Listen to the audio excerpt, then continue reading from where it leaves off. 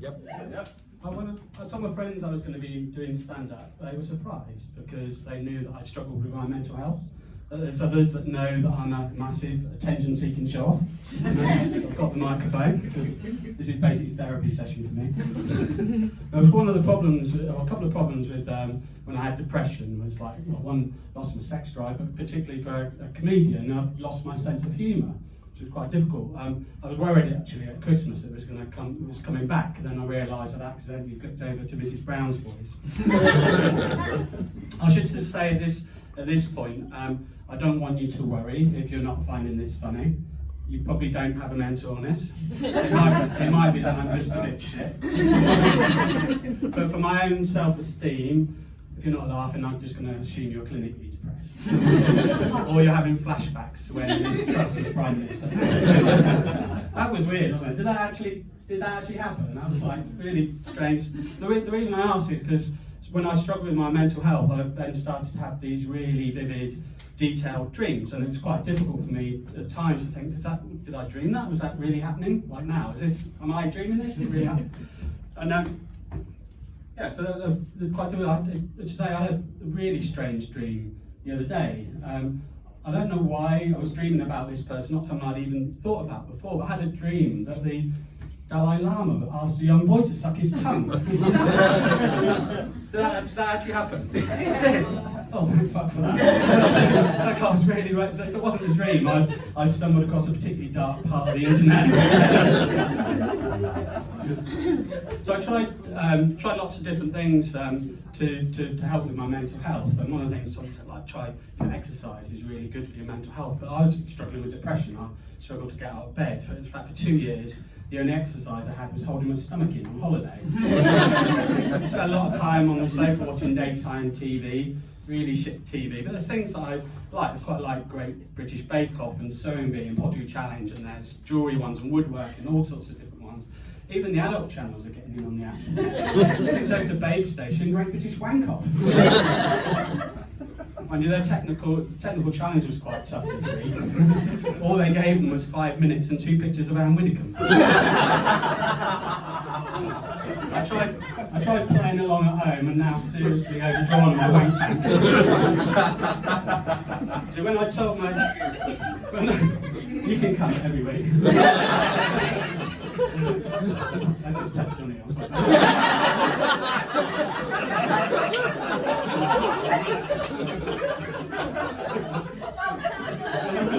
When I told my dad I was going to be doing something, literally the first thing he said to me was, "Well, I hope you're not going to swear."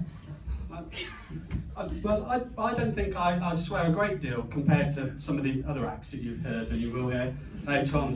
In fact, I think if you count them up, I think I've had a shit and 2 wanks. Which incidentally is how I prepare for every gig. I don't mind. I don't really have a problem. I don't really have a problem with swearing, but I like it when there's something different about it. So one time, an example would be a time where swearing actually diffused what could have been quite a nasty situation, which was a bit surprising. But what was happening was I was at a football match, playing a match, and in a park somewhere, and the attacker ran through. The goalkeeper thought he could get the ball. He didn't, completely cleaned out the attacker, and the referee blew for a foul. Attacker got up and he said, "You fucking wanker, you could have broken my fucking legs, you fucking..." And then he said the C word. I don't know why I said C word then. Maybe it's my dad's influence on that. It's just not saying. In any case, if I say C word, most of you are hearing that word in your head anyway. I suppose there's some of you might thought that he said cock. He didn't, he said cunt. I don't think it was that word that prompted the referee to accidentally diffuse a situation by saying, "Oi, watch your language, there's fucking kids over there." So I did some other things I've tried to help with my, what should I say for now? That is the swearing, that's over with now. No more swearing, so you can relax. Feel free to add them in yourself, in your own head, as we explained. Oh, and there is, I'll do a reference to an elephant's penis as well. But you should all see that coming. Clearly you can add your own filth in as well. It's not that story. So I tried some other things. One of the things I was doing was like take my son swimming and things like that. But you worry about things. Things happen there that people say things, and you worry about when people say things, what you say, and it all gets a bit awkward. The situation was my son was getting changed within the cubicle, and he decided it was funny to call me Mark instead of Daddy, the little tinker. That doesn't work, does it? If you mention it was a swear. And he said, "Oh, why are you doing that, Mark?" And I panicked, and I said, "Don't call me Mark, call me Daddy." Oh, that's the way it works. Second time I've said that phrase and instantly regretted it. I wish I was more like my friend Frank. He's really cool about these things.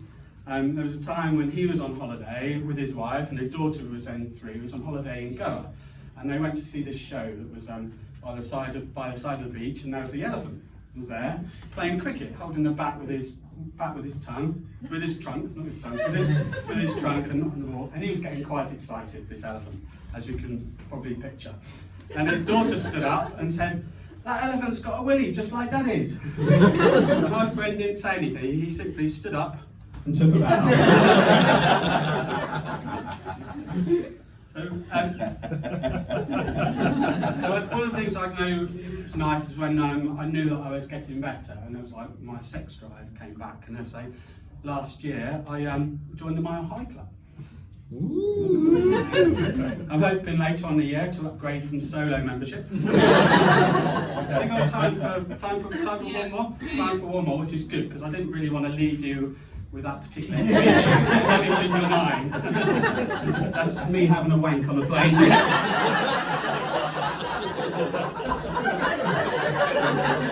Shit, I've said wank. I said I wasn't going to swear, and I said shit, wank, and what a cunt. Anyway, I'm off and up.